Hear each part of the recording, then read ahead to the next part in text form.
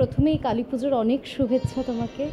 কালীপুজো এবং দুর্গাপুজো কেমন কাটছে আগে বলো। যেমন আমাদের মাননীয় মুখ্যমন্ত্রী একটা কথাই বলেন যে ধর্ম যার যার, উৎসব সবার। দুর্গাপুজো তো সকলে অধীর আগ্রহেই থাকে যে বছরে কবে এই দুর্গাপুজো আসবে। ছোট থেকে বড় সকলে মিলে একসঙ্গে নতুন জামা কাপড় পরে আনন্দ করবে পুজোর উৎসব এবং পুজোর দিনগুলি সকলে একসঙ্গে কাটাবে। আর আমাদের এই 5 স্টার স্পোর্টিং ক্লাবের সদস্যরা অধীর আগ্রহে থাকে কবে এই শ্যামা পূজা আসবে। 66তম বর্ষের পুজো, আমাদের একটাই আনন্দ।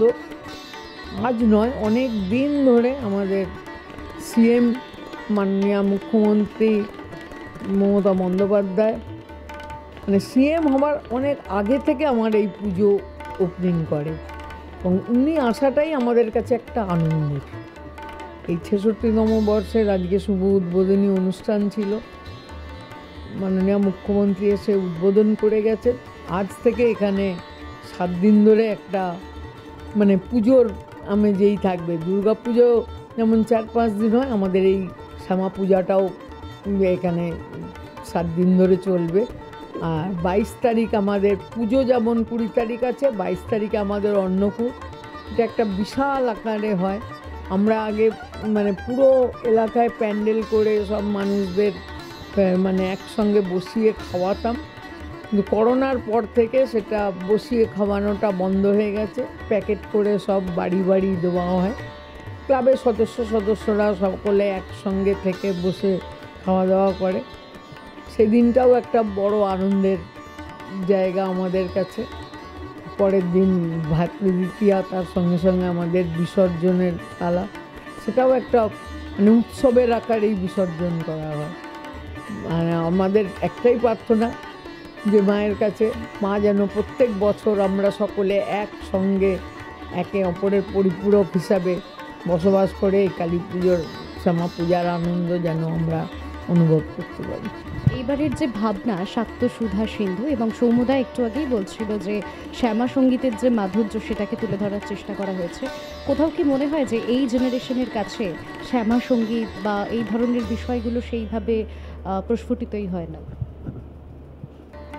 আমাদের মাননীয় মুখ্যমন্ত্রীর কাছ থেকে আমরা একটা জিনিসই শিখেছিলাম, যে প্রথম থেকেই যে মনীষীদের মনে রাখা। আগে দেখবেন, আগে আমরা এরকম পালন করতাম না মনীষীদের জন্মদিন, মৃত্যুদিন। যে 2011-র পর থেকে আমরা সকলে মিলে মানে এটা অনুভব করতে পেরেছি মুখ্যমন্ত্রীর কাছ থেকে যে আগে পুরনো দিনের কথা মনে রাখতে হবে এবং মানে সকলকে ঠিক আমাদের মানে সম্মান দিতে হবে। মনীষীদের জন্মদিন, মৃত্যুদিন যেরকম আমরা পালন করি, যে আগেকার থেকে এই শ্যামা সঙ্গীত বলুন, রবীন্দ্রসঙ্গীত বলুন, এগুলো কোনোদিন পুরনো হয় না। আর যে শিল্পীরা হারিয়ে গেছে আমাদের কাছ থেকে, তাদেরকে তুলে ধরাটা, মানুষকে মনে করিয়ে দেওয়াটাই তো কাজ আমাদের। এটা মনে হয় মানুষ পুরনো দিনে ফিরে যাবে এবং আনন্দও পাবে এগুলো দেখে। অন্তত যারা এই ওপেনিংয়ের পর থেকে এসেছে, দেখেছে, প্রত্যেকের কাছ থেকেই যেটা শুনলাম যে এটা খুব সুন্দর হয়েছে। এগুলো মনে করিয়ে দিতে পেরে আমরা সত্যি নিজেদেরকে মানে মনে করছি যে আমরাও পারি কিছু করতে।